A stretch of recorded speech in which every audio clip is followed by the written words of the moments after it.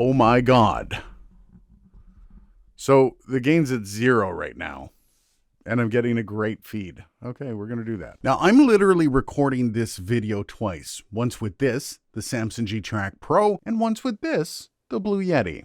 I'm going to cut between them as we go throughout this video. Let's find out if the Samson G-Track Pro can go head-to-head with one of the grandpappies of the USB mic world. We will line them up in a few different categories, see who wins each, and in the end, we'll pick a winner. Then I'm going to close my inbox to all the hate mail I receive because this is going to be so much fun.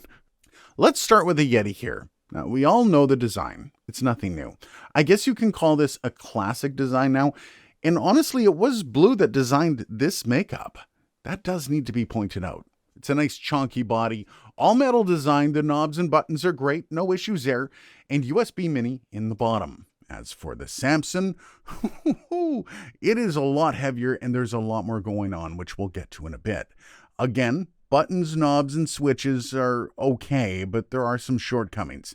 Not a big fan of the knobs, big fan of the switches.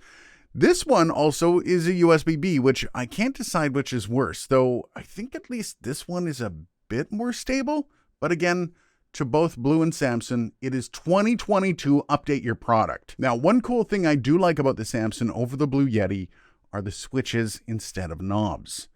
Oh, and also this switch, the ability to send out 2 tracks of audio, because on the back, you have an instrument input, which if you've been paying attention after all I just said, it gives the edge to the G-Track Pro. All right, side-by-side details. They are both multi-pattern condenser mics. The G-Track Pro is 50 Hz to 20 kilohertz. The Yeti is 20 Hz to 20 kilohertz. The G-Track Pro is 24-bit 96 kilohertz. The Yeti is 16-bit to 48 kilohertz. They both have a max SPL of 120 dB, and yeah, that's pretty much it for usable specs on both mics. I have to say is a tad disappointing. I know specs aren't everything, but come on. By the way, on resolution alone, G-Track wins again.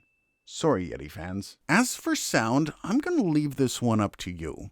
As I go between the two microphones, which one do you like? The Samson G-Track Pro or the Blue Yeti? Now, I know there are some diehard fans of the Yeti out there, and all I have to do is look at the like to dislike ratio on my Yeti video to figure that out. But I'm not even going to put my 2 cents in here because, well, it's really not up to me, is it? You have the Samson G-Track Pro versus the Blue Yeti. Make sure you log your vote down below. This is the off-axis rejection of the Blue Yeti. Here I am 5 inches off the front of the capsule. Now I'm about 5 inches off the side of the capsule. And now I'm about 5 inches off the rear of the capsule. This is me speaking into the front of the mic from about 5 inches away. Now I'm speaking into the side of the microphone from about 5 inches away. And now I'm speaking into the rear of the microphone from about 5 inches away. Now for a plosive rejection test of the Blue Yeti. Peter Piper picked a peck of pickled peppers. Peter Piper picked a peck of pickled peppers. Peter Piper picked a peck of pickled peppers. Peter Piper picked a peck of pickled peppers. Now for a proximity effect test of the Blue Yeti. This is me speaking about 5 inches off the front of the capsule. Now I'm about 1 inch off the front of the capsule. 5 inches, 1 inch. This is me speaking about 5 inches off the front of the capsule. Now I'm about 1 inch off the front of the capsule. 5 inches, 1 inch. Now for the desktop test of the Blue Yeti.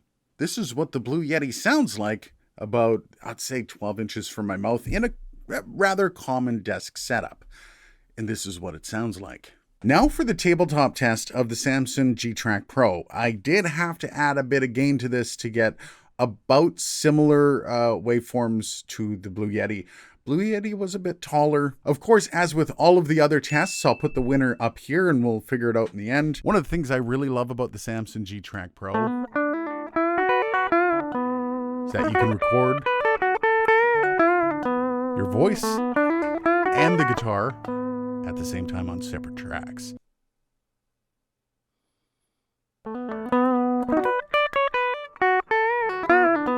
It's really hard to talk and play guitar at the same time.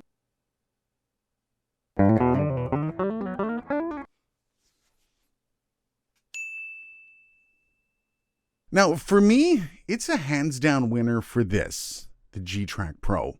Not only it has better specs, but I find it actually has an all-around better user experience, not to mention the instrument option in the back. It's a big addition, especially the ability to record and multi-track with it, something that should separate this from the crowd, let alone the Yeti.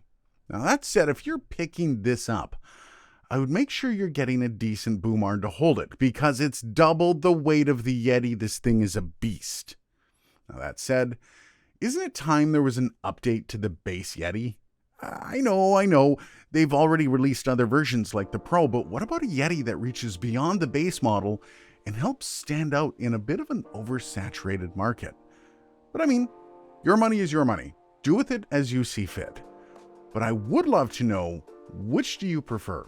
And in case you're cursing at your screen for my Yeti hate, I see you. Watch this video. It should help anger you even more.